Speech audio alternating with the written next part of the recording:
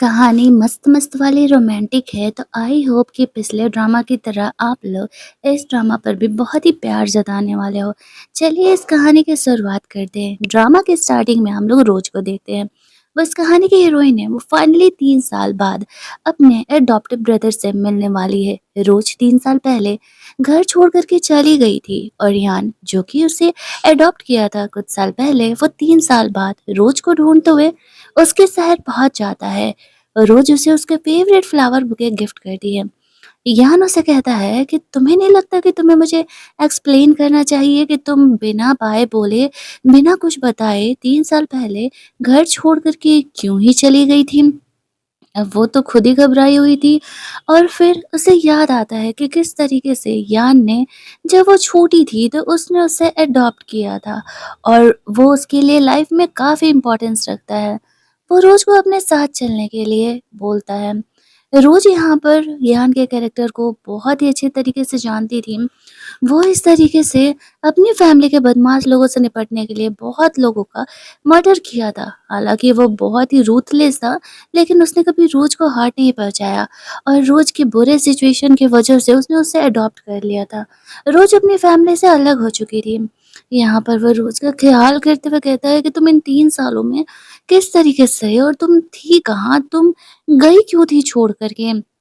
रोज़ उसे नहीं बताती है कि एक्चुअल में वो क्या करने गई थी। यहाँ पर उसका जो फियांसे था गू, उसकी सो कॉल्ड स्टेप सिस्टर यानी रोज़ की स्टेप सिस्टर जिजी ने उसका एक्सीडेंट कर दिया था। रोज़ के पास इस बात का कोई प्रूफ़ नहीं था, गू जिजी में इंटरेस्टेड था और रोज़ उससे ब्रेकअप करके फाइनली वहाँ से जाने का प्लान बनाती है, तब यान उसे लेने के लिए आ जाता है। और यहाँ पर इस तरीके से उसे इन सब चीज़ों के बारे में कुछ भी नहीं पता था और वो एक डर की वजह से उसे नहीं बता रही थी कि अगर उसे पता चला तो वो यहाँ पर घू को मार डालेगा और वो नहीं चाहती थी कि यान अपने हाथ गंदे करे।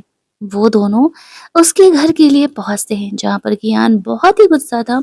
रोज़ को लेकर के ये बात उसका सेक्रेटरी उसे बताता है कि उसका ये एडॉप्टिव ब्रदर रोज़ को लेकर के कितना परेशान था। 3 साल उसने उसे कहाँ-कहाँ नहीं ढूँढा है। रोज यहाँ पर यान से बात करने के लिए जाती है और कहती है, आई नो मुझसे गलती हुई है।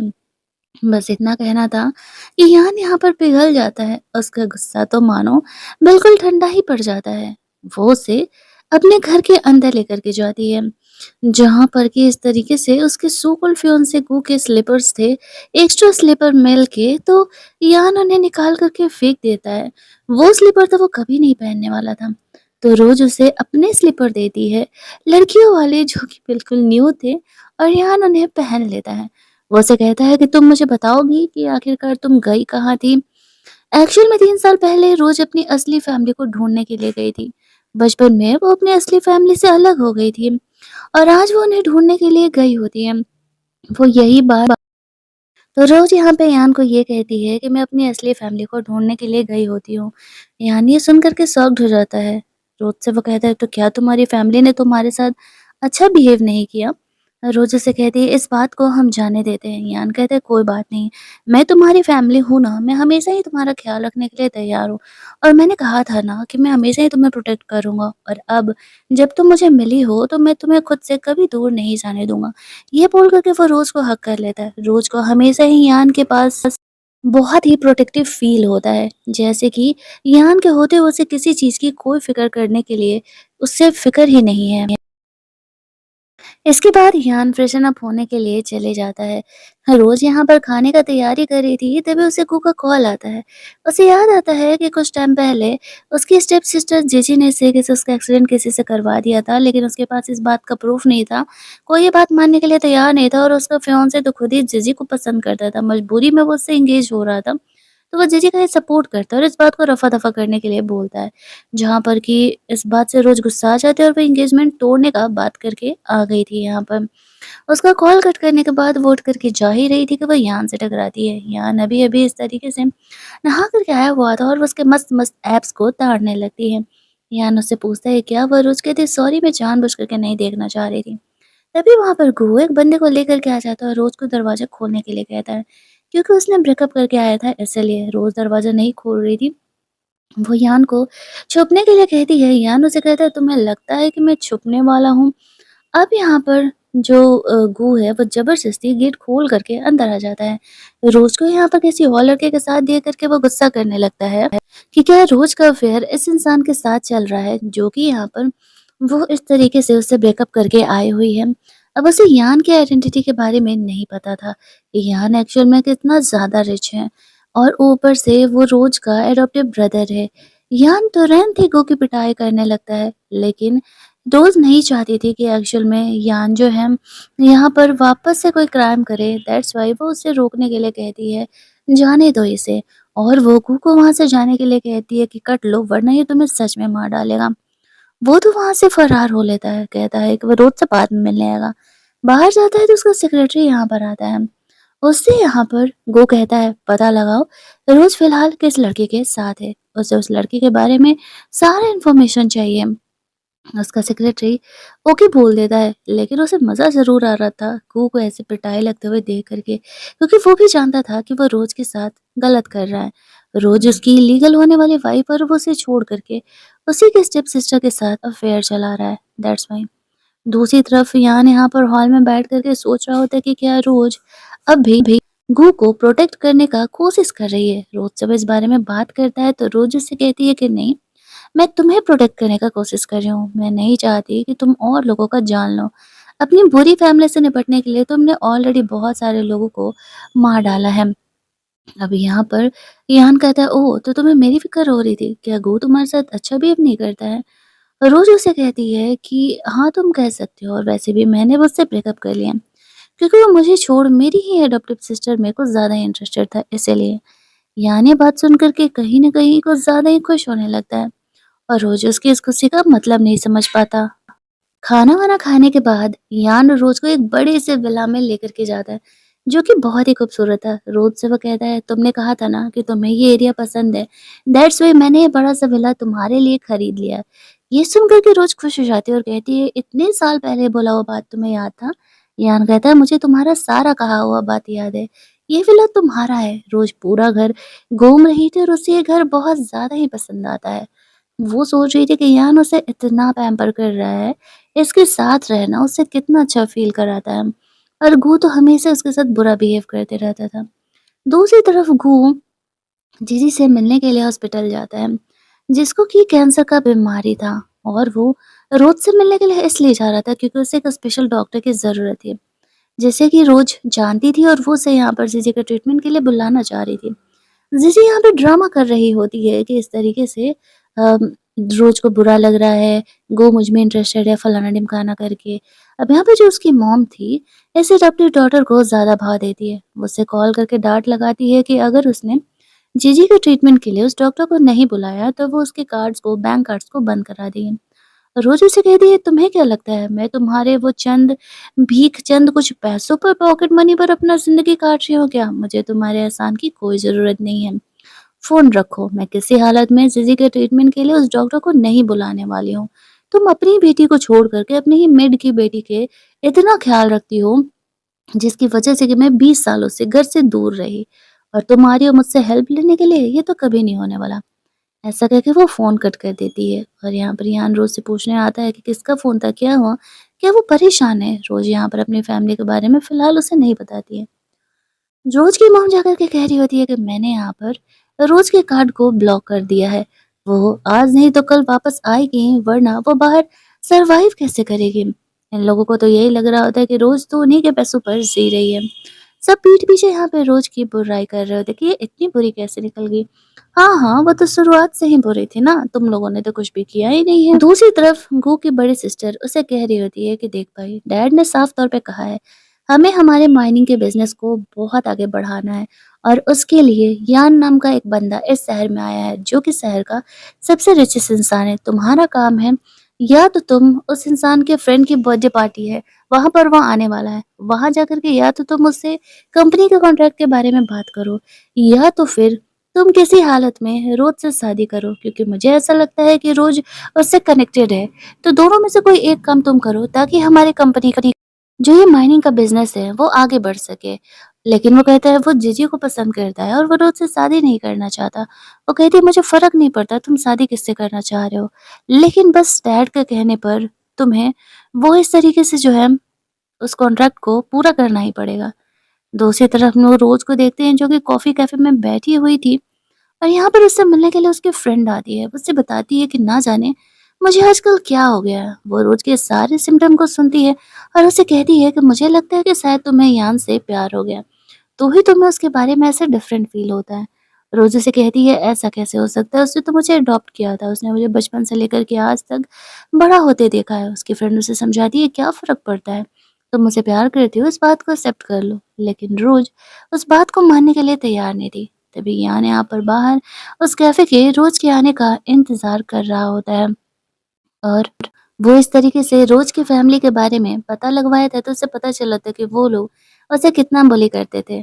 यान को ध्यान आता है रोज़ ने उसे इस बारे में कुछ नहीं बताया है। नैनी की वजह से रोज़ को उसकी फैमिली से अलग कर दिया गया था।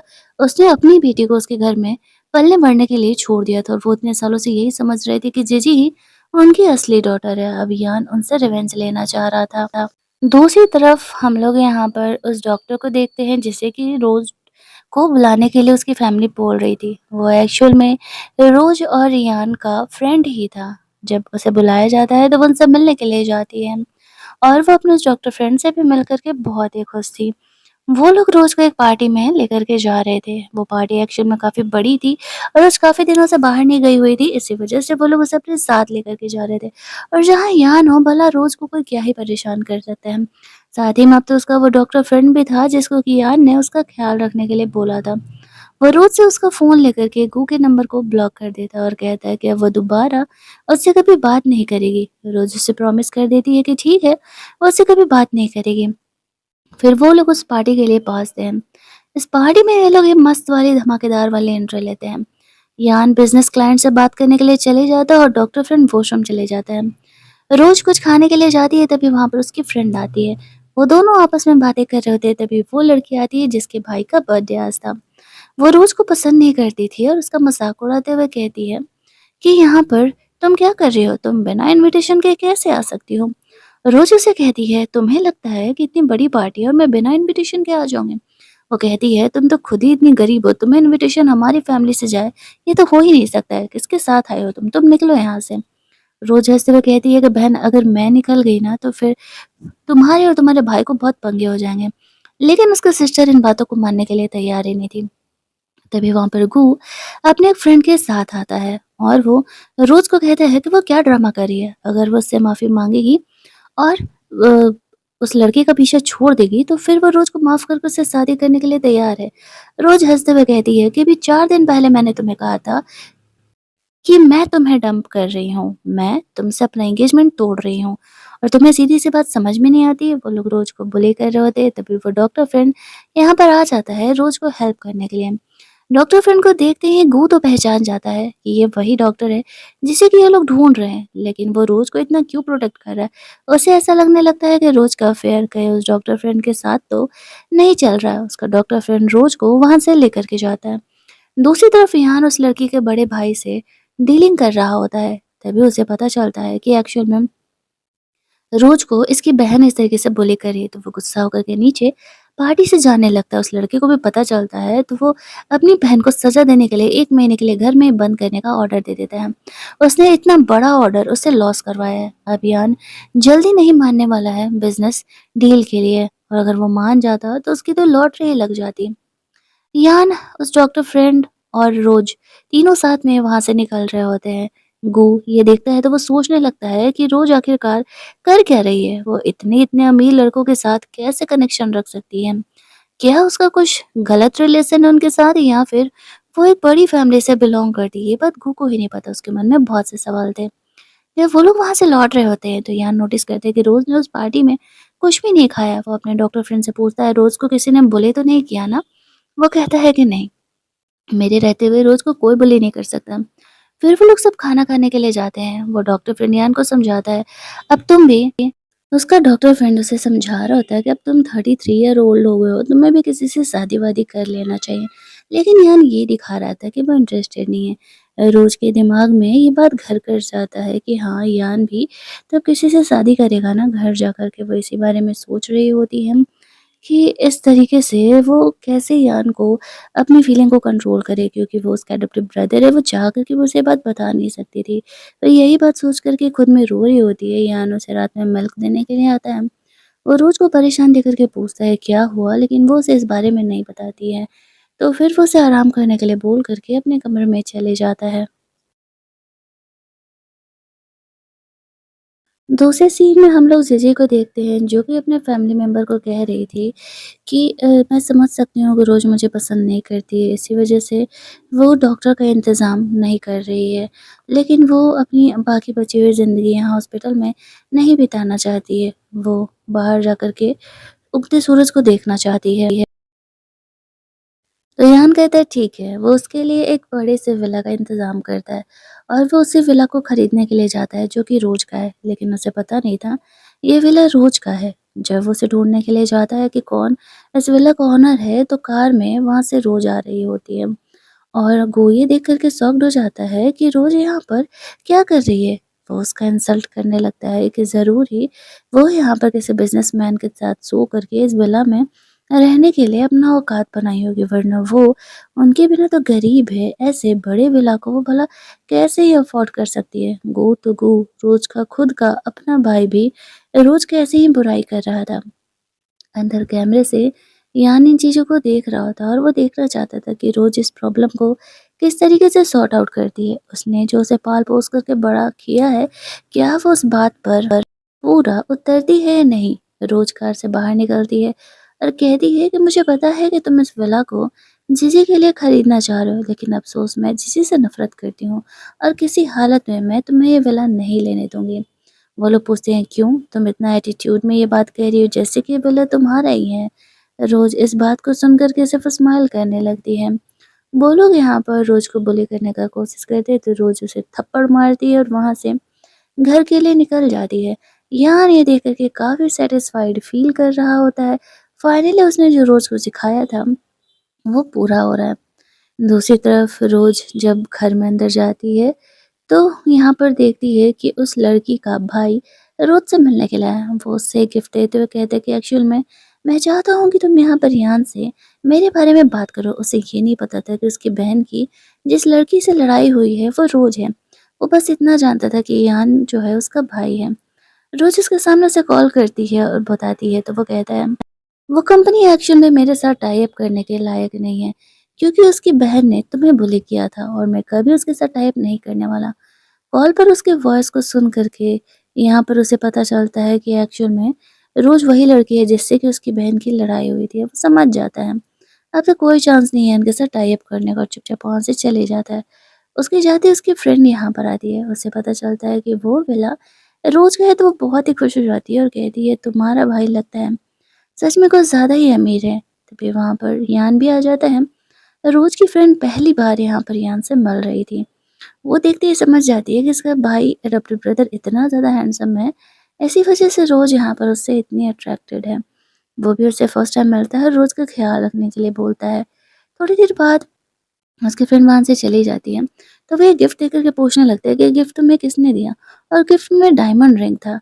वो कहती है कि उस लड़की के भाई ने दिया जिसके साथ कि तुम टाई अप करने के लिए गए थे। वो उससे पूछता है कि क्या यहाँ पर वो तुम्हें शादी के लिए प्रपोज़ कर रहा था, जो उसने तुम्हें डायमंड रिंग दिया? रोज़ कहती है नहीं, मुझे नहीं पता और वो उस रिंग को फेंक देता है और कहता है कि दोबारा इस तरीके से कभी वो किसी के गिफ्ट को एक्सेप्ट नहीं करेगी।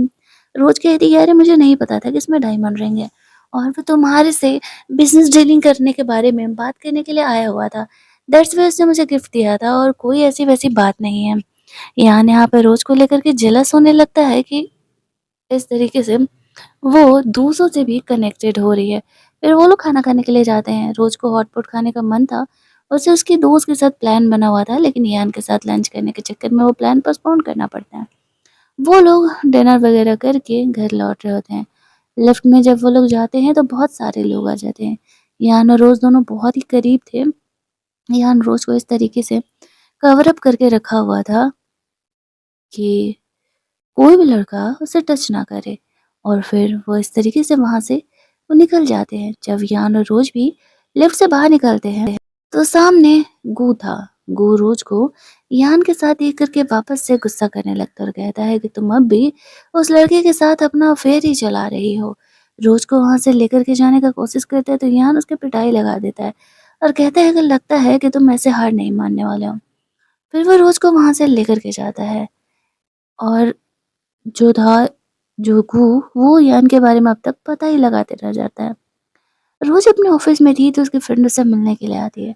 उसे कहती है कि शाम में हम सब पार्टी करने के लिए जा रहे हैं। मैंने कुछ मेल मॉडल्स भी बुक किए हैं और तुम वहां पर आ रही हो। रोज मना करना चाह रही थी बट उसकी फ्रेंड यहाँ पर जिद करने लगती है। कहती है कि तुम वैसे भी सिंगल हो, तुम्हें भला किसी के बारे में सोचने की क्या है जरूरत है, चलो हम फुल मस्ती करेंगे। तो रात में जब वो ऑफिस से घर जाती है उसे पता चलता है यान घर पे नहीं है तो वो खुशी खुशी रेडी होकर के पार्टी के लिए निकलने लगती है। लेकिन यान यहाँ पर सीसीटीवी पे नजर रखा हुआ था। जब रोज पार्टी के लिए निकल रही थी तो वो वीडियो कॉल पर बटलर उसका रोज को डांट लगाते हुए कहता है कि तुम कहाँ जा रही हो। तो रोज कहती है कि वो अपनी दोस्त के साथ पार्टी करने के लिए जा रही है, वो गर्ल्स नाइट आउट है और जल्दी आ जाएगी। तो फिर यान उसे अलाउ कर देता है। यान अपने एक बिजनेस पार्टनर और दोस्त के साथ है। वो पूछता है वो किससे बात कर रहा था, ना स्माइल करके गर्लफ्रेंड है क्या। यान उसे कहते हैं कि नहीं, ये मेरी अडॉप्टेड सिस्टर है जिसे कि मैंने बचपन से लेकर के आज तक अपने हाथों से पाल पोस करके बड़ा किया है। उसका फ्रेंड भी समझ ही रहा था कि यान के मन में रोज के लिए दूसरी फीलिंग है, उसके इमोशंस ही चेंज हो जाते हैं जब भी वो रोज से इंटरैक्ट करता है। सीन कट होता है। रोज को अपनी दोस्त के साथ पार्टी करते बहुत लेट हो जाता है और वो ध्यान ही नहीं दे पाती है कि वो इतनी ड्रंक है और यान को उसे बार बार कॉल आ रहा है। जब वो ड्रंक थी तो वो घर लौटने का कोशिश कर रही थी, एक लड़का उसे छोड़ने के लिए जा रहा होता है। तभी वहां पर यान उसे ढूंढते हुआ आ जाता है। वो रोज को उस लड़के के साथ देख करके काफी गुस्सा करने लगता है। वो लड़का वहां से फरार हो जाता है और यान रोज को उठा करके लेकर के जाता है। रोज उसे समझाने का कोशिश कर रही थी कि वो ड्रंक थी, दैट्स व्हाई वो ध्यान नहीं दे पाई कि एक्चुअल में यान उसे बार बार कॉल कर रहा है और वो पार्टी में कुछ ज्यादा ही बिजी थी। यान यहाँ पर जेलस तो था ही, वो रोज से गुस्सा भी था कि वह दूसरे लड़कों से रिलेशन कैसे रह सकती है। दोनों यहाँ पर ड्रंक थे और यान आगे बढ़ के रोज को किस करने लगता है। पसंद तो रोज भी उसे करती थी, लेकिन जब यहाँ पर बातें बहुत ज्यादा बढ़ने लगती है तो रोज यहाँ पर यान को रोकते हुए कहती है कि मैं तुम्हारी एडॉप्टिव सिस्टर हूँ और इस तरीके से तुम मेरे साथ ऐसा नहीं कर सकते। मैं हमेशा तुम्हारे साथ रहना चाहती हूँ, लेकिन अगर हमने ऐसा कुछ किया तो हमारा रिलेशन हमेशा के लिए खराब हो जाएगा। यान रोज की बातों को समझता है और वो अपनी फीलिंग पर कंट्रोल करता है। वो खुद को रोकते हुए रोज को उठा करके कमरे में लेकर के जाता है जहाँ पर कि वो उसे आराम करने के लिए बोलता है और बोलता है कि रोज ऐसे कपड़े पहन करके दोबारा कभी बाहर नहीं जाएगी। अगली सुबह जब रोज जगती है तो उसने कल रात यान के साथ क्या किया था ये बात उसे याद आती है और वो खुद में ही बहुत ज़्यादा एम्बेरस होने लगती है। तभी वहाँ पर यान रोज के लिए ब्रेकफास्ट लेकर के आया था, वो जल्दी से खुद को हाइड कर लेती है क्योंकि वो एम्बेरस थी। यान उसे कहता है ठीक है, रेडी होकर के वो नीचे ब्रेकफास्ट करने के लिए आ जाए। रोज सोच रही होती है कि उसने यान के साथ ऐसा किया, अब वो कैसे ही उसे नजरें मिलाएंगी। दूसरी तरफ हम लोग देख रहे होते हैं यान अपने सेक्रेटरी से बात कर रहा था कि गु यहाँ पर इस तरीके से वो विला भी खरीदने के पीछे पड़ा हुआ है और उस लड़की का भाई अभी उसके साथ डीलिंग करने के प्लान में है। लेकिन यहाँ पर साफ तौर से वो मना कर देता है कि मुझे उस फैमिली के साथ कोई डीलिंग नहीं करना है। दूसरी तरफ यहाँ पर गो की उसकी बड़ी सिस्टर उससे मिलने के लिए जाती है और वो अभी उसे कमेंट कर रही होती है कि लगता है कि तुम्हारा कोई काम अभी बना नहीं। मैं जा रही हूँ उस इंसान से मिलने के लिए और अगर आज वो कंपनी का कॉन्ट्रैक्ट हमें नहीं मिला तो डैड हमें बहुत ही डांट लगाने वाले हैं। दूसरी तरफ रोज यहाँ पर निकल रही होती है ऑफिस के लिए। तभी वहाँ पर यान आता है और उसे रोकता है साथ में ब्रेकफास्ट करने के लिए। जहाँ पर कि रोज जैसे एम्बेरस थी तब वो वहाँ से इग्नोर करके जा रही थी, लेकिन यान उसे अपने साथ बैठ करके ब्रेकफास्ट करने के लिए बोलता है। वो देखता है कि उसने सॉल क्यों लिया हुआ है। उससे पूछता है तो देखता है कि उसके गले पर ऐसे लब्बट बना हुआ है, लेकिन वह रोज को जानबूझ करके छेड़ रहा था कि ये लब्बट कैसे बना। तो वो बोलती है कि यहाँ पर किसी कीड़े ने कट कर लिया था। वो समझ जाता है कि वो उसी के बारे में बात कर रही है तो फिर वो उसे छेड़ना बंद कर देता है।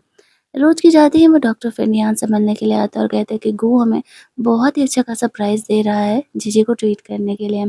यान उसे साफ मना कर देता है कि उस पूरी फैमिली ने रोज के साथ बहुत ही बुरा बिहेव किया है और इस वजह से वो यहाँ पर उन्हें माफ़ नहीं करने वाला है। दैट्स वाई वो उसे ट्रीट नहीं करेगा। तो वो मान जाता है। अब यहाँ पर जब वो डॉक्टर नहीं आ रहा था तो जीजी कह रही होती कि शायद मेरे किस्मत में मरना ही लिखा है, मैं करूँ क्या? उसकी मॉम भी बहुत ही गुस्सा होने लगती है कि ये लड़की को सबक सिखाना ही पड़ेगा। तभी वहाँ पर गू की बहन आती है और वो जीजी का मज़ाक उड़ाते हुए कहती है कि पता नहीं मेरे भाई ने तुम्हारी जैसी एक्टिंग करने वाली लड़की में क्या देखा जो वो तुमसे शादी करना चाहता है। कोई भी बता देगा कि तुम कितनी अच्छी एक्टिंग कर रही हो इनोसेंट होने का। और तुम्हें पता है रोज़ करोड़ों की मालकिन है, उसकी खुद की एक कंपनी है। तुम लोगों को लगता होगा कि वो तुम्हारे पैसों से जी रही है, लेकिन नहीं, वो खुद ही बहुत ज़्यादा अमीर है और तुम्हें तो उसने ये बात भी नहीं बताया है। और तुम लोग उसे अपनी कंपनी से निकालने का सोच रहे हो और तुम्हारी कंपनी में सबसे बड़ी शेयर होल्डर्स में से एक है। ये गलती तो कभी करना भी मत। ऐसा करके जीजी का मज़ाक उड़ाते हुए वो वहाँ से चली जाती है। साथ ही में उसने वार्न किया था कि वो जीजी को वार्न कर रही है कि वो गू से दूर रहे। शादी करने का तो सपना बिल्कुल भी नहीं सजा है, ऐसा होने नहीं वाला। अब वो लोग सोचते हैं रोज़ से मिलने जाने के लिए, क्योंकि रोज़ ने उनसे इतनी बड़ी बात छुपा के रखी हुई थी। रोज़ की मम्मी वहाँ पहुँच जाती है और कहती है कि तुमने हमसे ये बात छुपाई, तुम्हारी ये कंपनी है, तुम डॉक्टर को भी नहीं बुला रहे हो ट्रीटमेंट के लिए। रोज़ कहती है कि मैं एक ही शर्त पे डॉक्टर को बुलाने वाली हूँ ट्रीटमेंट के लिए। मैं किसी को ट्रीट करवाऊँगी, लेकिन बदले में तुम्हें अनाउंस करना होगा कि मेरा अब तुम्हारी फैमिली से कोई रिश्ता नाता नहीं है। ऑफ़िशियली मैं तुम्हारी फैमिली से पूरा रिश्ता नाता तोड़ रही हूँ। लेकिन पैसे लालच में आकर के यहाँ पर रोज़ की मॉम ऐसा करने से मना कर देती है। तो रोज़ कहती है ठीक है, सोच लो, तुम्हारी मर्ज़ी है। फिर तो तुम्हारी बेटी बचने नहीं वाली। वो डॉक्टर आएगा नहीं और जीजी का ट्रीटमेंट होगा नहीं। और फिर उसकी मॉम वहाँ से जाने लगती है। जाते-जाते वो रोज़ को कहती है, खुद को बेच-बेच करके जो इतना अमीर बनाई हो ना, तुम्हें क्या लगता है एक बार तुम्हारी खूबसूरती ढल जाएगी तो क्या लोग तुम्हें इंटरेस्ट दिखाएँगे? रोज़ अपनी ही माँ के मुँह से अपने लिए इतनी घटिया बात सुन कर के रोने लगती है, लेकिन उसने अपनी मॉम से इससे ज़्यादा कुछ एक्सपेक्ट किया भी नहीं था। उसकी मॉम के जाती है, उसकी बेस्ट फ्रेंड आती है और वो रोज़ को काम डाउन करने का कोशिश कर रही थी, क्योंकि उसे पता था कि इस तरीके से उसकी मॉम यहाँ पे रोज़ का दिमाग ही ख़राब करके गई होगी। वो उसे बताती है कि उसकी मॉम किस तरीके से उसके बारे में बातें कर रही थी, बट अब से इन बातों से बुरा नहीं लगता है, क्योंकि उसने ये उम्मीद ही छोड़ दी है कि उसकी मॉम उससे कभी प्यार भी कर सकती है। जो उसकी फ्रेंड थी वो रोज़ और यान के बीच में रिलेशनशिप कितना आगे बढ़ा, ये सारी बातें जानना चाह रही थी, लेकिन रोज़ उसे नहीं बताती है। नेक्स्ट डे यान रोज को अपने पुराने फार्म हाउस पे लेकर के जाता है, जहाँ पर कि उसने इस तरीके से एक घोड़े को पाल के रखा था। रोज उसके साथ रोज खेला करती थी। आज वो वापस से उसे घोड़े की सवारी कराने के लिए लेकर के जाता है, लेकिन तभी अचानक से रोज नीचे गिरती है और यान उसे संभालता है। और उन दोनों के बीच कुछ यूं रोमांटिक मोमेंट राइटर और प्रोड्यूसर क्रिएट करते हैं, फूलों की पंखुड़ियों को गिरा करके। सीन कट होता है। अगले सीन में जीजी को वो ड्राइवर कॉल करके ब्लैकमेल करता है और पैसे देने के लिए, जिस ड्राइवर को उसने कहा था रोज़ का एक्सीडेंट करने के लिए, ताकि रोज़ इस दुनिया से वैनिश हो जाए और वो आसानी से इस फैमिली में रह सके। वो कहता है मेरे पैसे ख़त्म हो गए हैं, तुम 10 मिलियन और दो मुझे और मैं हमेशा के लिए यहाँ से चले जाऊँगा, वरना मैं ये राज खोल दूँगा। जीजी के पास फ़िलहाल उतने पैसे नहीं थे, तो वो उससे कुछ वक़्त माँगती है इन बातों को अच्छे से सँभालने के लिए और पैसे का इंतज़ाम करने के लिए। जब यहाँ पर गू आता है तो वो कहती है कि एक्चुअली में वो रोज़ से बात करना चाहती है, शायद उससे बात करने की वजह से वो मान जाए। तो वो बोल देता है कि ठीक है, मैं रोज़ को लेकर के आता हूँ। और जब रोज़ इस तरीके से अपने ऑफ़िस जा रही थी अगले दिन, तो वो ज़बरदस्ती उसे वहाँ से लेकर के जाता है। कहता है कि जीजी तुमसे बात करना चाह रही है और तुम्हें चलना पड़ेगा। रोज़ जब उसे मना कर रही होती है, तो वो उसे ज़बरदस्ती उसे लेकर के जाता है, ये कहते हुए कि तुम्हें उससे बात करने तो चलना ही पड़ेगा। वहाँ जाने पर जीजी कहती है, "गो तुम बाहर जाओ, मुझे रोज़ से अकेले बात करना है।" उसके साथ ही वो रोज़ से अपने असली औकात में आकर के बात करने लगती है और कहती है, "आई नो कि तुम्हें मुझसे जेलस होता है कि तुम्हारी फैमिली मुझसे प्यार करती है, तुम्हारा फियांसे मुझसे प्यार करता है, तुम्हें तो कोई भाव ही नहीं देता।" रोज़ कहती है, "क्या फ़र्क पड़ता है? तुम तो सिर्फ़ अब चंद दिनों की मेहमान हो, तुम तो वैसे भी भगवान की भी प्यारी होने वाली हो। तुमने ये उम्मीद लगा कर के तो नहीं रखा ना कि मैं लिटरली उस डॉक्टर फ्रेंड को बोलूँगी वो आकर के तुम्हें ट्रीट करे, वो तो कभी नहीं होने वाला है।" जीजी उससे इस बारे में बात करने के लिए नहीं बुलाई थी, वो बस उसे इस शहर से दूर भेज देना चाह रही थी, क्योंकि उसे पता चला था कि रोज़ इन बातों को पता लगा रही है कि उसका एक्सीडेंट किसने कराया था। और यहाँ पर जीजी को खून की वोमिटिंग होने लगती है, गो आता है देखने के लिए तो वो रोज़ पर गुस्सा करने लगता है। उसने जीजी को ऐसा क्या बोला कि वो वोमिटिंग करने लगी। वो रोज़ को किडनैप करके घर लेकर के जा रहा होता है, तभी रास्ते में यान अपने सारे बंडल लोगों को लेकर के आ जाता है। रोज़ को यहाँ पर सेव करने के लिए ये हीरोइक स्टाइल में वो निकलता है। जो गुंडे लोग यहाँ पे रोज़ को किडनैप करके लेकर के जा रहे थे, उन्हें पकड़ता है और रोज़ को सेव करते हुए वहाँ से लेकर के जाता है। अब रोज़ काफ़ी शुक्रगुज़ार थी कि यान यहाँ पर आ गया। वो उन्हें जान से मारने वाला था, लेकिन रोज़ उसे रोक देती है और कहती है कि नहीं, इन्हें जान से नहीं मारो, मैं नहीं चाहती कि तुम अपने हाथ गंदे करो।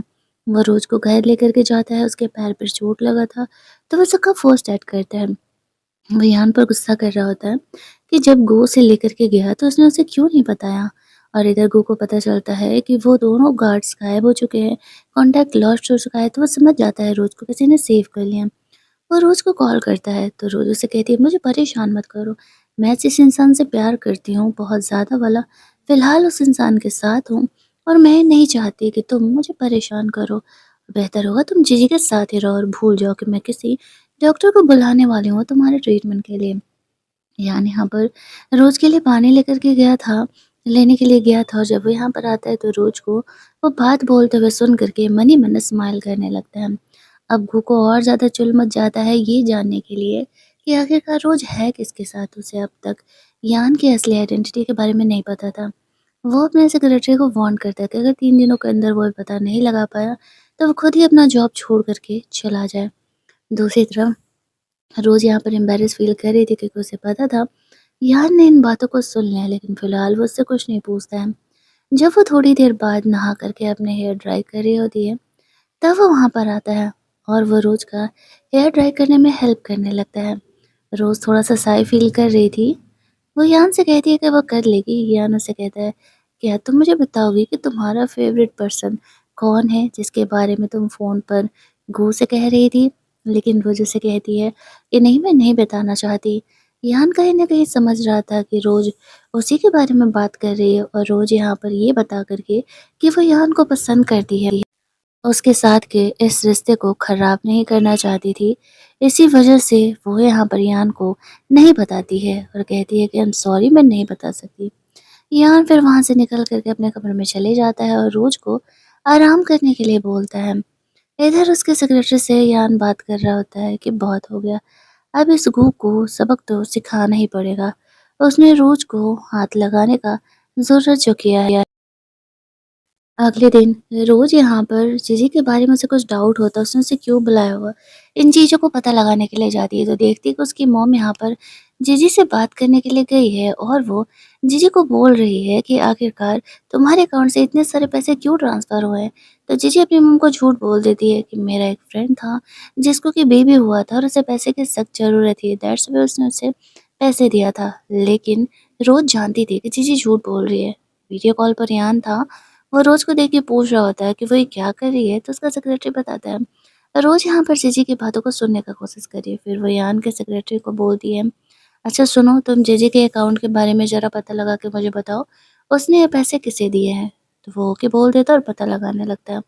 तभी वहाँ पर गु आ जाता है जब वो लोग वहाँ से जा रहे थे तो। इस बार वो रोज़ को किसी और लड़के के साथ देखता है। और जब वो उसे किसी और लड़के के साथ देखता है तो गुस्सा करने लगता है कि आखिरकार रोज़ यहाँ पर कर क्या रही है, इस बार वो किसी और लड़के के साथ है। रोज़ उससे कहती है, तुम्हें इस बात से क्यों फ़र्क पड़ रहा है? मैंने तुमसे वैसे भी ब्रेकअप कर लिया है। ऐसा बोल कर के वो वहाँ से चली जाती है। लेकिन अब वो जानना चाह रहा था। वो खुद को कंट्रोल नहीं कर पाता और रोज़ के ऑफ़िस पहुँच जाता है।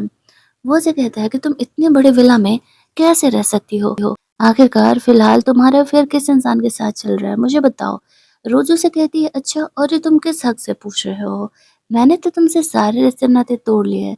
जब वो उसे परेशान करने का कोशिश कर रहा था, तभी वहाँ पर यहाँ आ जाता है और वो गू की पिटाई कर रहा था। इस बार तो वो सच में उसे जान से मार ही देता, लेकिन रोज़ उसे रोक लेती है और गू को वहाँ से जाने के लिए कहती है।